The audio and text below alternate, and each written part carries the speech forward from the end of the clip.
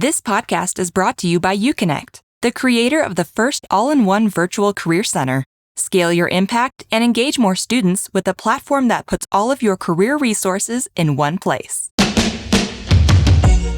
Hey friends, welcome back to the Career Everywhere podcast. I'm your host, Meredith Metzger, and this week I'm excited to welcome Rebekah Paré, the founder and chief strategy officer of Paré Consulting and a former longtime career services leader in higher ed.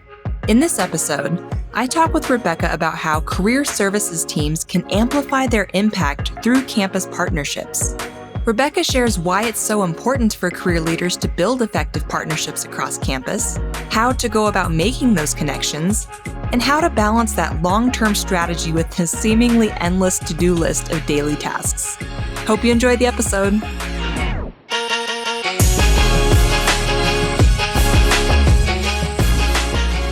Thank you for being here, Rebekah.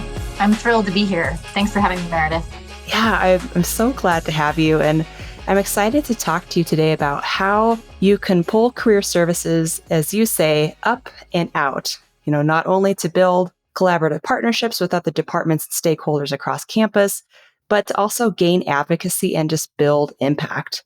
And I think we all know the importance of this, but sometimes it's hard to know where to start, right? Absolutely. Yeah, especially if your plate is already so full. There are so many other things to manage day to day, which I know is the case for a lot of career leaders right now. Absolutely. Yeah. So that's why you're here. I know you have done this successfully yourself during your many years of career services leadership. And now you help other career centers do this too as part of your consulting business. So I am excited to dig into this topic with you today. Before I get into my questions, Rebekah, is there anything else you'd like to add about yourself, your background, or your consulting firm? Yeah, sure. Thanks for asking. So, I worked in career services leadership roles, as you said, for about 15 years at the University of Wisconsin and at Washington University in St. Louis. And I really do understand that the opportunities and challenges that your listeners face. Totally. There are so many times that I wished I'd had a strategy coach myself, someone who really understood our unique challenges and stakeholders. And I feel really privileged now to be in a position where I can sit side by side with career services teams to really work to push the boundaries so that they can experience transformation and elevate their work. And I just think we're at such an exciting time in higher education. And I think that we're seeing more and more higher ed leaders see the value in career services, right? They're starting to see it in a new light. And I think we have a real opportunity here, to support these leaders and whatever priorities that they're trying to work through, which may include things like, enhancing their institution's value proposition, better supporting students from underrepresented backgrounds or responding, even to mental health crises, right? So I think this evolution is really exciting, but it's also daunting, right? Yeah, So right. like you're saying, like, how do we take on more? How do we, elevate our work to respond to some of these challenges? How do we help our university leaders really understand what it takes to have the impact they want to have? That's the work that I get to do now. So I work with people through strategy coaching and consulting, not only to elevate career services strategically and efficiently, but also to support, aspirational leaders to level up their impact on students. And I love it. I love what I do. I'm really enjoying this work. Awesome. I'm glad to hear that. It's been fun watching you kind of go out on your own and build your own business. So kudos to you on that. Thank you. Thank you. Cool. Well, before I get into my more specific questions about our topic today, I do want to kick us off with a question I ask all of our guests. And that's, what does career everywhere mean to you? I love the concept of career everywhere. I think it's just a great phrase and I use it all the time. And for me, it really means making that career development experience for students unavoidable, right? That throughout their college experience, students will have many touch points across a great variety of experiences, whether that be through an admissions welcome letter or academic advising, student leadership, student employment, or in class or online, right? To explore who they are, where they want to go, and how to get there. And I think that as a campus community, this career everywhere concept is about how do we pull together? How do we pull together to help spark students' imaginations for what's possible and lead them toward their goal? that we all have a responsibility in doing that. So it's a great concept, and I think it's a great setup question for our topic today. That's exactly what I was going to say. That's a perfect segue. Yeah. Yeah, perfect segue to our topic today, which again is how to really like amplify your impact with those effective partnerships across campus. So, to start with some context, in your opinion, why is this such a necessary part of career services leadership? Like, what's at risk if career leaders don't prioritize this? Yeah.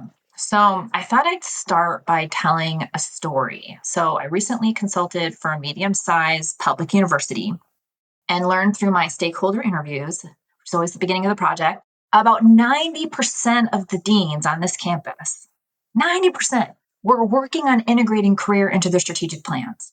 Like 10 years ago, that would probably never be the case. So this is amazing. 90% of our deans are working on this, are thinking about it, are strategizing toward it.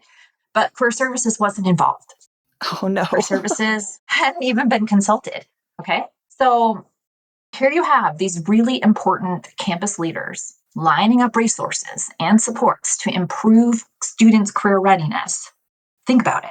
Huge number of deans, huge numbers of students we're talking about, money, people, resources on the table. And we have, these influential partners focusing on career development.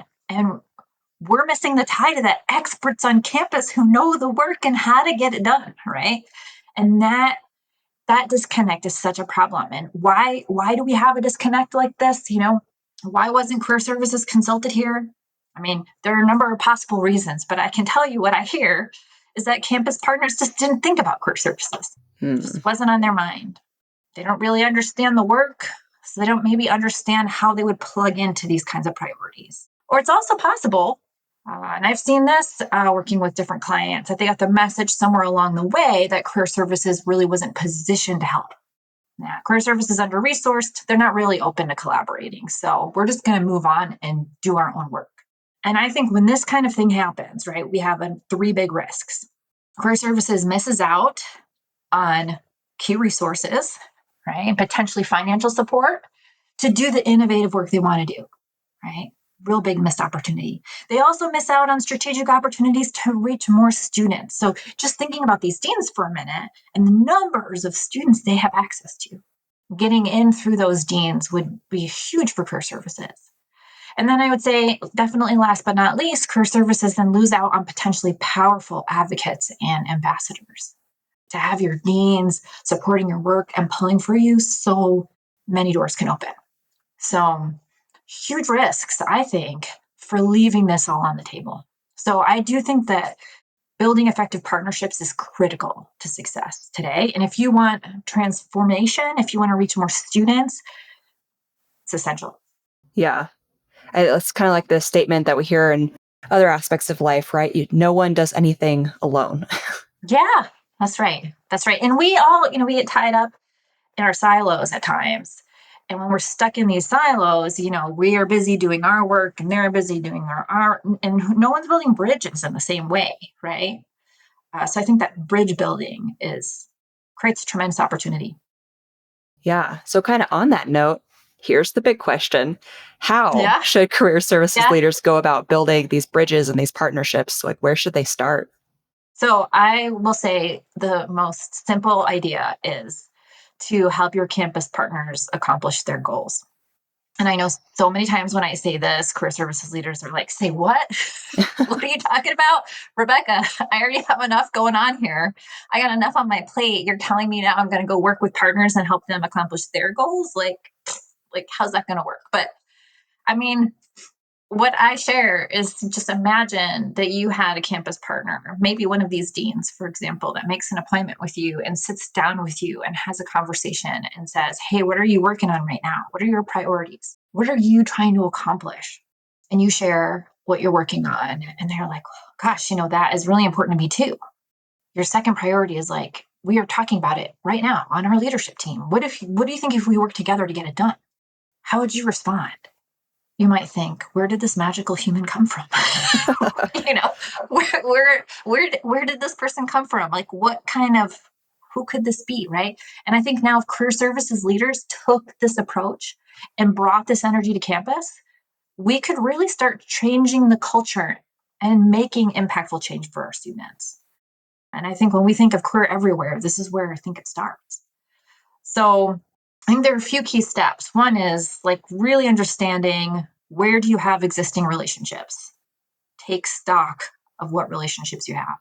Now, I've talked to a lot of career services leaders about this, and I just in the fall put out an article called Reintroducing Your Career Services Department as Your ROI Department. Something that's my new title. I just rephrased that a little bit, but it's this concept of career services as your ROI department. And in there, I put in a map where I sat down and I just mapped all of the relationships that I had as a career services leader. And I was floored because we're so busy working it, right? And we have these relationships for all kinds of reasons. And but when you start and you take stock and you document it, it's fascinating, right? So map it out, and if you want, take a look at the article as a cheat sheet, as a way to help you through and identify some of these articles. But when you sit and look at this, you'll realize how powerful this is. One, career services has oodles of partners across campus, so many partnerships. And this is a really powerful place to be. And as a matter of fact, I don't really know another office. I've been thinking about this and asking the question, like, who has this number and diversity of partners on campus? So, like, dig into that, understand it, right? Set meetings with some of these partners. And in these meetings, I think what you want to do is really get clear on what matters to them. Get really clear. What's keeping them up at night? What's motivating them? What's their highest priority? What are they excited about? Right? What are they worried about? Really understanding this. The job here is to listen and just really try to understand what they're trying to tell you. And through that, you'll start to identify overlapping priorities and shared goals. I always tell people, don't promise anything, because that's the next thing is folks want to start promising stuff. Don't promise anything. Just really seek to understand. And this is an opportunity to communicate what you do, right? What you do, what it matters, how you're working with their stakeholder groups.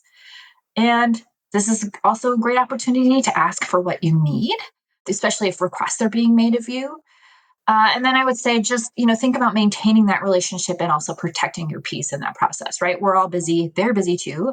And it's easy to feel like you have to have conversations with these folks every couple of weeks. You don't. But so think about what timeline that you might want to stay in touch with them, but you don't have to kill yourself to do that, right?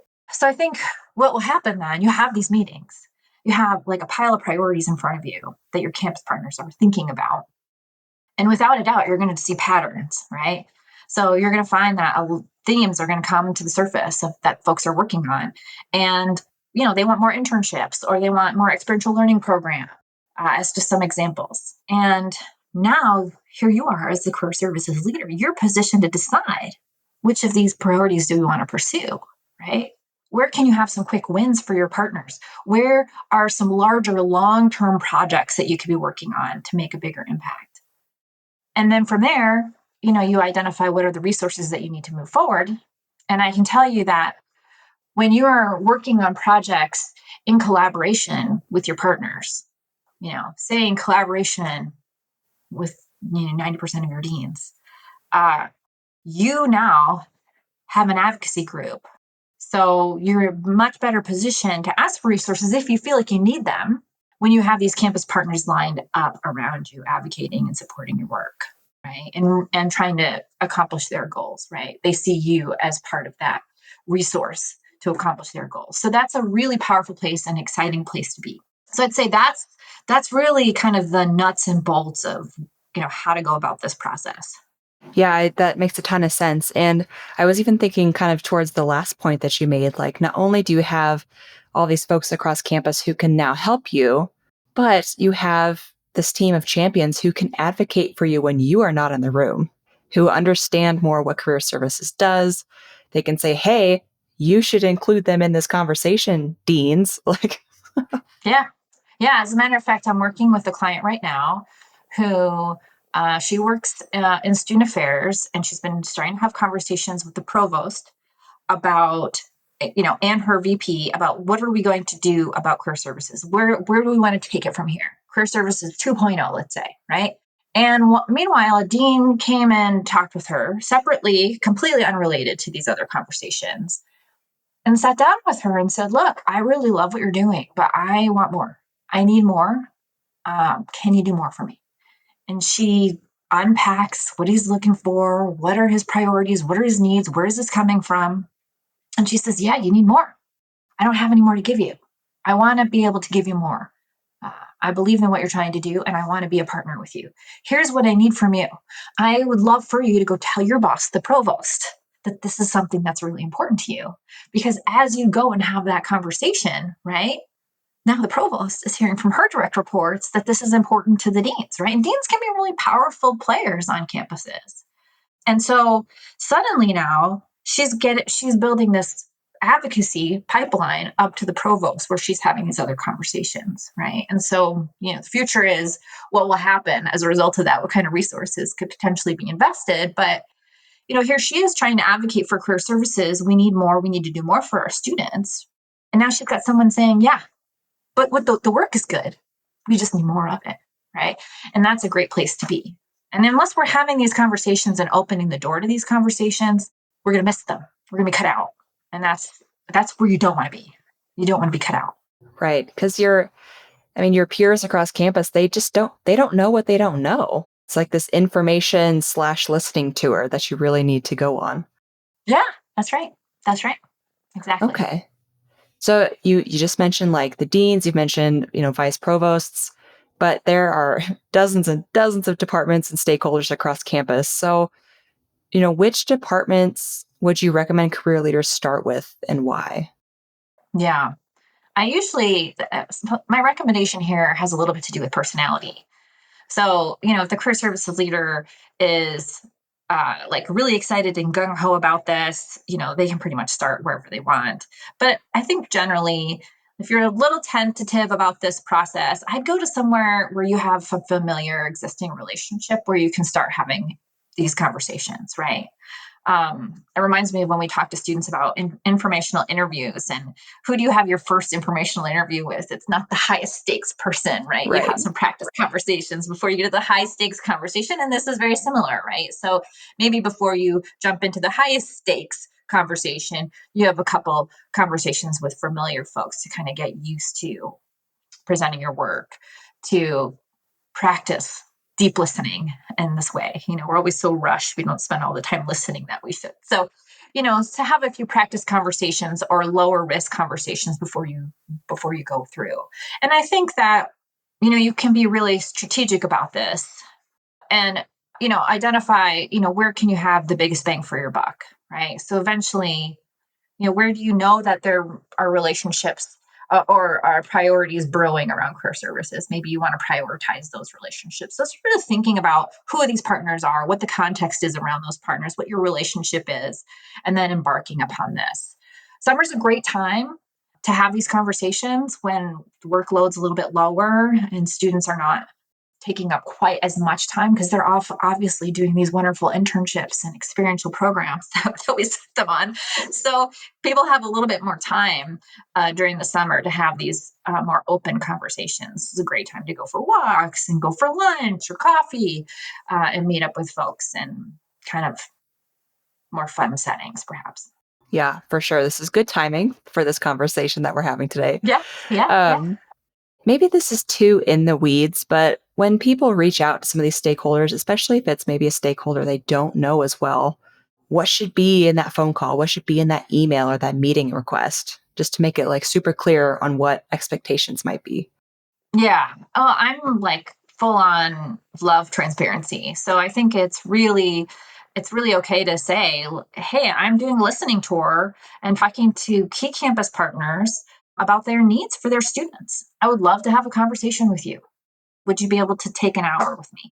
I don't think it has to be complicated, but it helps if you make them feel like they're an important partner on campus. People are always willing to do that. And then, of course, folks are really busy this time of year too. I know sometimes, like if you're trying to reach some populations, like I keep bringing up deans, but some of them are doing fundraising tours and meeting with people all over the world. So you may not, it may not be instant turnaround for some of these meetings. So being patient, giving yourself kind of that flexibility and time to get to all of these partners. So yeah. be transparent, be honest about what you're trying to accomplish. Gotcha. And one would hope that whoever you're reaching out to, as soon as they hear that we are trying to help students, they'd be like, great, I'm also on board with that. Yes. Let's do it. Yeah. Yeah. Yeah. Especially our partners in the academic space who feel like their students are theirs. Our students, you want to do something for our students? Right. Yeah. Okay. Yeah, I know. I think people generally are really open to these kinds of conversations. And, as I gave in that earlier example, a lot of people are thinking about this work a lot more than 10 years ago. So, if you haven't had an opportunity to do this kind of a listening tour, or if you have, it's just been a while, do it again, because I think the way in which higher education is being presented in the media, the types of emergent priorities and the evolution that not career services, but evolution of just like higher ed generally, the pace at which things are moving and changing is really causing folks to pause and reconsider a lot of things. So people who may have felt a little bit adverse to career conversations in the past might be really open to that now. It's amazing. It's like really we're seeing a 180. And so I would worry less about that and just more about trying to get in to as many spaces as you can. Yeah, I don't think I've ever been turned down. Yeah, it's just really all about a matter of asking, I think. I think you just need to ask, yeah, and say what Yeah. it is that you're trying to accomplish. And people I think want a partner, they want to support. Yeah. And I think you're totally right in that the environment right now is perfect for these kinds of conversations. Like I see almost daily articles in the news, I think, about like just the cost or the ROI of higher education. What's the Yeah. future there? What do students get out of it? Parents, of course, want to know that. So Yep. I imagine this is excellent timing for. It's excellent timing. And yeah, for career services, it's super exciting, right? Mhm. I mean, like I was saying, I think my article is called Introducing Your ROI Department, Career Services, right? So that's it. I have webinars coming up too if folks want to join me for a conversation around this, because I do think career services is really positioned to help respond to these things. And some people are noticing. Some people might need a little bit of cultivation and understanding around how to see career services in that light. But I think there's just oodles of opportunity to really make a difference at all different levels of your institution. And I think that's stepping into that space is a little scary, but it's super exciting. There's like a lot going on there. Yeah. Yeah, for sure. I think the next, I don't even know, 2, 5, 10 years are going to be just fascinating on the career services front. Yes. I know it's just like a rapid change. It's amazing. Yeah, for sure. So kind of, on that note, I think we've really established that this is super important. It's a great time to begin these conversations. But as you and I have talked about in your prep call, like a big blocker for a lot of career teams is they just have so many other responsibilities and day-to-day tasks. They are in the trenches, heads down, working that, I think it's hard to think about some of those long-term benefits of partnering across campus when there are, seemingly endless short-term responsibilities. That's true. Yeah. So knowing that, like, how would you recommend career leaders approach that? How can they balance building those Mhm. partnerships with their day-to-day tasks? Yeah. Well, I guess I want to just acknowledge that it's not easy work necessarily, right? So really kind of reaching out, taking the time to have these meetings, that's a lot of time that you could be using for a lot of other things. I recognize that. But this is not like a quick and dirty strategy. This is playing the long game. And I think once people execute this strategy, it can be really transformative. So I'm working with a client who's walking through this right now. And the other day she said to me, just out of the blue, I have so much clarity on what I need to do. And I thought, wow, that's gold, right? In a time where we're being pulled in all of these different directions, the stuff we've always done, the stuff we want to do, what stuff do we go do first and why, right? To get clarity on where to go is amazing. And I think that if we can strive for that, I think that's great. So there's some clarity that will come with this activity, right? As well as we talked about some of the advocacy and impact that you want to have. And I think that some other reasons to really engage in this and worthy of taking the time is that people are willing, like I said before, people are willing to open those doors to you. And when they open doors to you, avenues to reach more students open, right? It's our ultimate goal, right? Is to reach more and more students. You'll gain ambassadors who advocate for you and throw resources your way, and you will attain your goals faster. What? Like with all this work, I'm going to attain my goals faster? Yeah, that's also gold, right? And so I see lots of career services offices. I work with all these different clients in these different offices. Some of them are just super frustrated because they can't innovate. I can't move forward. They want to do more for students, but they don't have the capacity. And I'm asking, what if we're putting our energy in the wrong places? So when we take career services expertise up and out, right, and we spread it across campus in the service of our partners, we all win. And so I think about really truly executing a career everywhere strategy, you need to realign your work from a student facing service, kind of this narrow focus, to a university facing service. There's the up and out. And that's where you're going to have the impact. So it's a different mindset. It's a little bit of a different realignment or alignment of our thinking and approach. But it is, I think, really where we need to go in order to really, really meet the students where they need us, is to really support our partners. And I know many folks have partnerships all across campus, right? Like we know you can make a map of these partnerships because you have them. What we're suggesting here is you dig in and you get really deep into these partnerships in terms of that priority support. How do we work together on accomplishing these shared goals? And when you have that shared purpose, it is really meaningful. It makes work more meaningful and exciting. So I think we could all use a little bit of that too. Yeah, for sure. I think that's some great advice. Do your students get terrible career advice from YouTube and TikTok? Give them access to better video content with Candid Career Plus. The YouTube of career videos, Candid Career Plus is an expansive video library with thousands of career-focused videos that cover a wide range of topics, interests, industries, advice, and more. And every video is sourced from best-in-class career content creators, including ADP List, Way Up, and many more. Learn more at gouconnect.com/Candid Career Plus.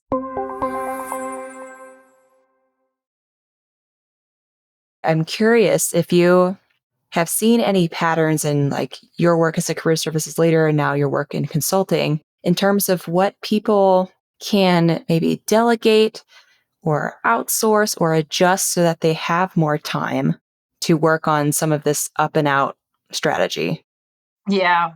Yeah. I feel like every situation is so unique. It's really hard to draw patterns. I can tell you that one of the things that I tend to see with my clients, and I experience myself as a career services leader, it's not they can't identify the things to delegate, it's the willingness to take the time to delegate and move things down. And I think that when we reframe delegation, delegation has a negative connotation to it, right? Kind of, I don't know, I feel like it's pushing down, right? And I think instead, I think we're leveraging the opportunity to hand off some work to our staff who can rise to the challenge, right? And as we think about continuing to engage our staff are tired, our staff are stressed and strained. They've been through a lot the last 5 years. So, how do we support them? How do we support them and engage them? And they are engaged by doing work that's meaningful and exciting to them. Right. So, if there's opportunities to involve staff in projects that do relieve you, but also build your leaders around you, I mean, that's a tremendous place to be. And so, really taking the time to think through what could I hand off? And how does that work support one of my key leaders on staff that will help them grow and support their growth, but support their own development, professional development, and help us get this work done. The other thing I want to share with us is because we're talking a lot about this front end, right? That front end adjustment into this process is tough, right? As you're trying to balance, how do I have these meetings with getting this work going and handing off some projects and navigating all the other things that I have day to day. But once you're in there and you start to execute on these priorities, right? You have this pool of priorities that you're choosing what to work on. It's going to be clear to you when things are not in alignment with what you've identified as where you want to take your institution or college or wherever you work, right? And so there's going to be some easy places to perhaps whittle and cut or reframe the work so that it is more in alignment with these broader priorities that you're trying to accomplish. So you'll be able to let some things go as these other priorities become more clear. Key is letting go. We sometimes don't like to let things go in student services just broadly. So we have to can be diligent about that. But over the long term, I think we'll be able to better align our resources toward the right goals. And I think that's super interesting and exciting to watch people move through. Yeah, very true. And I imagine too, like, obviously I'm biased because I work here at UConnect, but like we see technology used in a lot of cases to help not necessarily delegate, but maybe streamline some processes to free up time. Absolutely. For team members. Yeah. Yeah. And I think, creating the space to be more creative around that is really important, right? Especially when we think about supporting staff who do really repetitive work, right? Like resume reviewing or interview practice or whatnot, right? How can we maybe relieve some of our staff from that full on repetition and better utilize them for their strengths, working one-on-one with students and digging into those students' opportunities and goals. So I think there's ways to do that, through communicating and what UConnect does and really kind of creates a ton of different resources and opportunities online that then career centers don't have to kind of constantly churn away to create, right? So there are ways in which you can leverage technology absolutely to kind of move things, reduce workload, I guess is what I'm trying to say. Mm-hmm. Reduce workload. Yeah. Yep. Free up time for some of these valuable other things that just take up so much brain space, so much time. That's right. Okay. So I think we touched on this a little bit earlier and in our prep call, you mentioned that, a lot of the time other departments on campus just don't know what the Career Center does. They think career folks just do resume reviews and help students find internships. But we both know there's way more to it than that, obviously.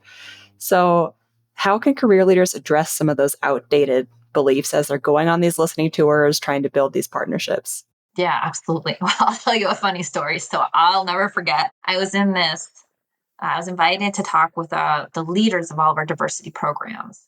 And I was very excited to talk to them about internships. Okay, there's one of our keywords. But we had a great internship program. We had internship scholarships, and I wanted to work with them to help them understand what it is we were doing so they could help plug their students into that, right? And so I'm doing some sharing of information and listening to understand how to also position our work to best meet their students' needs.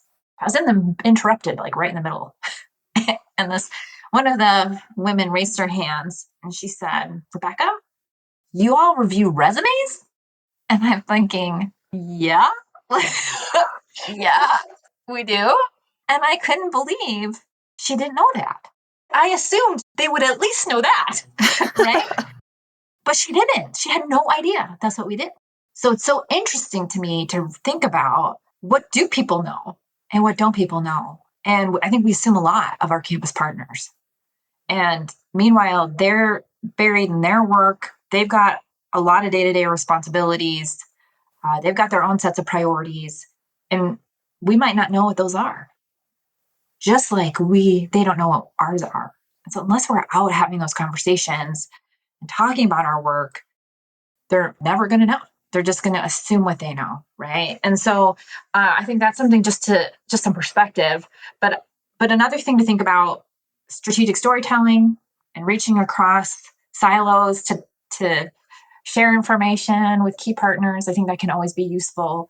But I think really, truly, the biggest impact is having these really meaningful partnerships where you're working together on an event. So I remember working once with the political science department on doing some alumni networking events.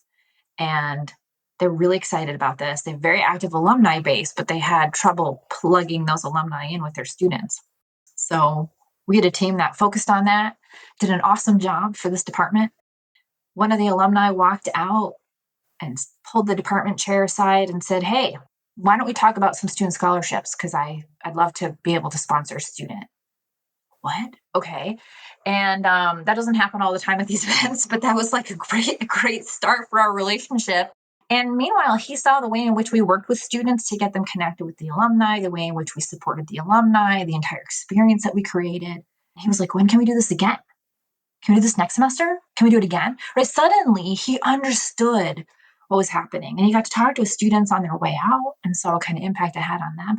So when you involve people in working on their goals, even if they're shared goals, the same goals you might have, but helping them achieve their goals in a way that aligns with their mission, they see your work in a new light. They see your work in a new light. And one of the things I talk to career services leaders about is I think you got to really recognize that all of the people above you have priorities too. Your vice presidents, your deans, your presidents, chancellor, whatever you call them, they all have goals, high level goals that they're being held accountable to. And so the more that you can be positioned to be aligning with those goals and helping them achieve those, this is sort of in alignment with this campus, same thing with these campus partnerships, right? If you can demonstrate that kind of alignment and that support, it will be noticed. Because so often, right? So often people don't want to help anybody else but themselves. And so the faster that we can work together toward these shared aims, the more that we can make the case for the ways in which we're supporting our partners and our supervisors above us, the more our work's going to be recognized, going to be valued. We're going to be seen for the impact that we have. And that's when people take notice. And then they start to realize, oh, that's what you do.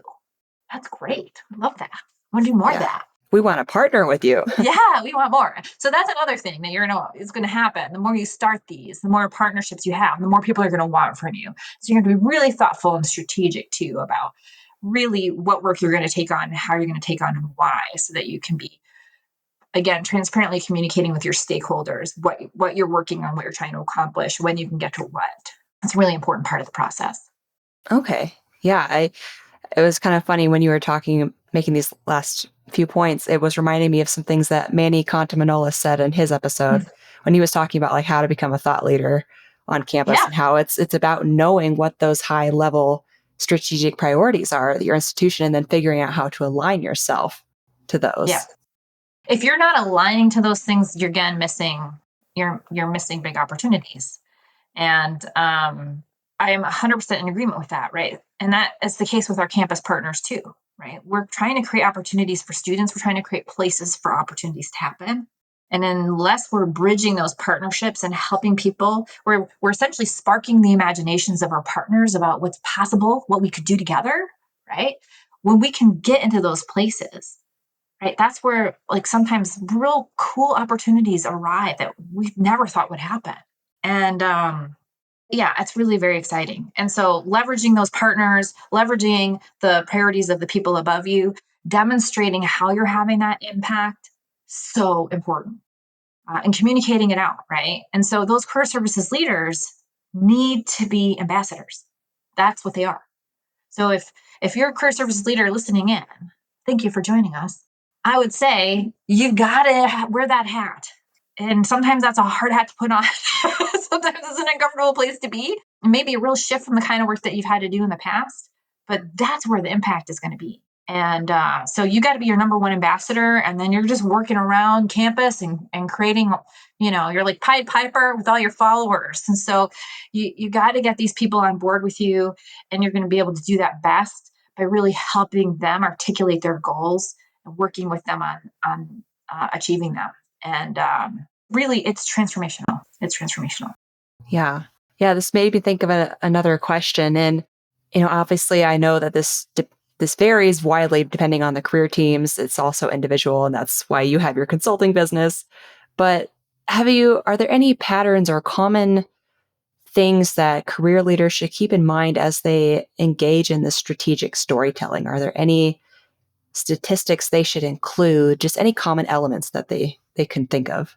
Yeah. I think what I've seen is, I think I'm going to speak from a place of really always trying to reach into the academic side of our university, right? Some of us are housed in academic sides, and some of us are housed maybe in the student affairs sides or in other places within the university. And the students aren't in the academic side, no matter how we slice it, right? And so that's an obvious place to build bridges. So I'm going to kind of think about it from that perspective. When we think about our academic departments, you think about what our deans are working on, and everyone at the end of the day is trying to make a difference for our students in whatever way they can. And when you can contribute a story about their students, And it just takes like sending them an email and just say, hey, by the way, we did this feature of your student who did this internship program with us and got our scholarship, and we wanted you to see. Like, that's gold, right? So the more that you can plant those seeds and send those seeds out and be strategic about, okay, we're going to do some stories. We need some students. Who did we hit last time? Who should we hit this time? Right? So really thinking kind of strategically about the relationships that you're building and the showcasing that you want to do. You can leverage that to also get other people on board. So that's another thing that's really awesome, right? You can say, hey, engineering department, this is what we did over here with business. Maybe you want to get on board. And when they kind of see that stuff, sometimes that's motivating. I think strategic partnerships, our strategic communication, I do think people want more information about outcomes. What are our students doing? Where are they going? What are alumni doing? I was working with one school who was just telling me their alumni association wasn't sharing a lot of information about the alumni. So they didn't want to reach out to the alumni to ask for money. They wanted to reach out to the alumni to find out like what they do for work. And so there's more information that folks want and need. And so, really, again, through those conversations, you're able to understand, well, we want to do more with our alumni, but we don't have access to that information. Oh, we're thinking about a technology platform where we can connect with alumni. Would that be something that's beneficial to you? Maybe we could go in on it together, right? Or, another conversation about, yeah, we've got a academic program review coming up and we have to document our career outcomes. Where do I get that information? Well, I can help you with that information, right? And so I think that's really, thinking about the kinds of information people need and why. I love telling the story about like happening upon our state relations director one day and having a conversation with her. And turns out she's looking for a bunch of stories on that showcase how the university is contributing to the state's workforce development. Hadn't considered talking to us. Of course, now I hadn't really considered talking to her either. We're sitting there and having this face-to-face conversation, and I'm like, do you want me to send you some stories? She's like, I love some stories. Now, suddenly the stories about our office are not only going to her, they're going up the channel to the vice president of university relations and out to every single legislator in the state. Now, that's, I think, a pretty cool place to be in terms of advocacy, right? So, like, that storytelling can do a lot for you. And so, really, talking to your partners as you're working with, when you have these kinds of stories, how can you leverage this for advancement? How can you leverage this to get more alumni involved? How can you leverage the story to get more employers involved? How can you, there's so many different ways in which you can leverage this information to support those partnerships, continue moving them forward and showcasing your work, and again, gaining more advocates. Yeah, it's exactly what you were saying earlier. It's the up and out. It's the up and out, right? You got to get it out. You got to get out. You got to get it out. So, and that's why being that career services leader who's an ambassador, that has that ambassador hat on, is really important. That's how you kind of get the ball rolling and you kind of inspire people to come along. And that's cool. It's a great place to be. It's a great place to be. I feel like career services teams in general are just the linchpin of so many things on campus. And they're not recognized as that nearly often enough, but they are. They are like the backbone. Yeah, I completely agree. And I think that's kind of the nugget from one of the big nuggets, I think, from the article that I was just talking about earlier, this, introducing your ROI department, career services. When you really start to think about all the different ways and the different challenges that institutions are facing and kind of how we're positioned to help, we might not be positioned to solve all the problems, don't get me wrong, but we are positioned to help. And we can step into that space and add value, right? And it's just an amazing way to be recognized for helping your institution. And I think, one thing I do want to say as a caveat, I think one of the challenges about this and thinking and talking this way is that as career services leaders, I think we really see this opportunity, especially when it's on our doorstep. We see this opportunity. I think we really have to help our staff make the connection to those opportunities. Because I think the distance between our priorities and what we're doing every day for students and for our employers and alumni and whoever we're working with, the difference between there and the institutional priorities or dean's priorities can feel really vast. And how do we help our teams also make the connection to why that work is important and why aligning will add value to everything that we're doing? that feels very distant and far away from our staff. And so we really want to make sure they understand that and see that opportunity. And so they can feel like they're participating fully and authentically. Yeah, helping to draw those connections. Yeah. Yeah, for It's a sure. topic for another day. I know. There's so I many keep things we thinking can to talk about. myself, I'm like, we could keep going in all these different directions. We could, yeah. I do want to be mindful of our time here, so I'll kind of start to wrap us up. But, Rebekah, you've already shared so much great advice, but is there any other advice you have for career services leaders who just want to be more effective and efficient about building partnerships? I will just say that this work can be you can find a lot of joy in this work, and it can also be overwhelming. So don't hesitate to reach out and get some help. I think navigating a lot of these things, navigating politics, navigating some of the challenges in the context that we're operating, and especially if we're newer leaders in our work, can be difficult. So you don't have to take it all on yourself. Find a colleague that you trust, a mentor, a coach, whoever it is, to help you work through that. Because I think sometimes the hardest thing is that we just take it all on. And so we want to also take care of our own mental health and maintain our own peace. And so that's an important consideration as we're doing this work. So if you're finding yourself getting kind of dug in a little bit and stressed about it, pause and seek some guidance. There's a lot of resources on a lot of campuses. I can help if people want to talk with me, but I think I tell people all the time, you don't have to do this alone. Yeah, that's great, great advice for career services. And I think any leadership role, you don't have to do it all by yourself. That's why you have a team. That's why you have partners. That's right. Yep. Exactly. Mm-hmm. Okay. Well, Rebekah, is there anything else about our topic today that you would like to add before I close this out? I think we covered a lot of it. So I think that's good. Thank you. Yeah. Okay, great. And I will be sure to include links to the article you mentioned, some of those webinars you said you've got coming up, your website, things like that. But if Thank you. people would like to connect with you or learn more from you, where's a good place for them to do that? On LinkedIn. So I've been curating a great community of career services leaders and followers, and we're having some great discussions. So if you're not a part of it, come join, come follow me, and join us in some good conversations. I'm really enjoying it. So Cool. I will include a link to Rebekah's LinkedIn profile as well. thank you. Okay, so Rebekah, to close us out, I like to do this answer a question, leave a question thing at the end of every interview. So I'll ask you a question our last guest left for you, and then you will leave a question for the next guest. So our last guest was Jen Tardy of Jennifer Tardy Consulting, and she left the following question for you. What did you want to be when you grew up, and how does that compare to the role you're in now? I wanted to be a piano teacher. And fun fact, I became a piano teacher.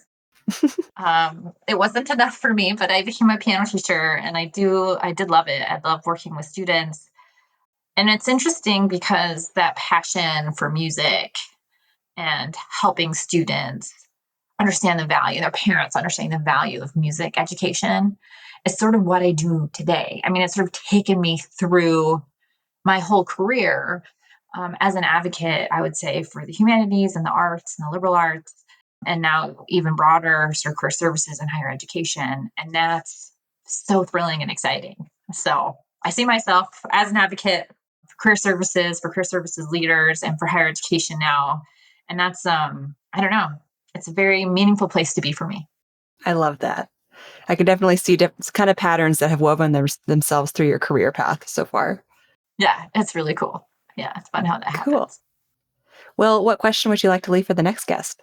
Well, I think we are now in April and heading into commencement season, which is a time of celebration and accomplishment.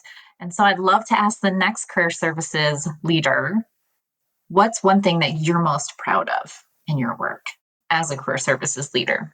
Oh, I love that. I'm excited to see the answers. I was even just thinking, I'm like, maybe I'll post this question in the Career Everywhere community too. Yeah, but you'll get some great answers. Yeah. We don't talk about that enough. We don't celebrate accomplishments enough in higher ed. Yeah, I think you're right. We talk about challenges all the time, but we got to Yeah. celebrate the wins too. We got to celebrate the wins, right? Big and small, all of them matter. They all matter.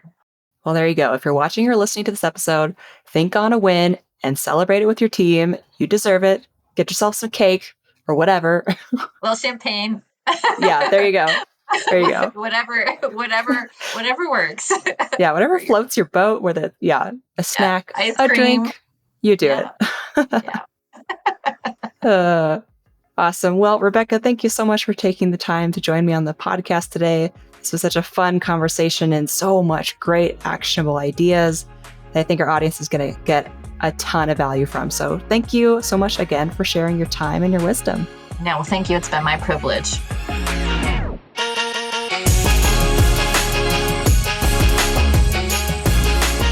That's all for this episode of Career Everywhere. Thanks so much for listening. If you enjoyed it, please be sure to hit subscribe and rate and review us wherever you get your podcasts. We'll see you next time.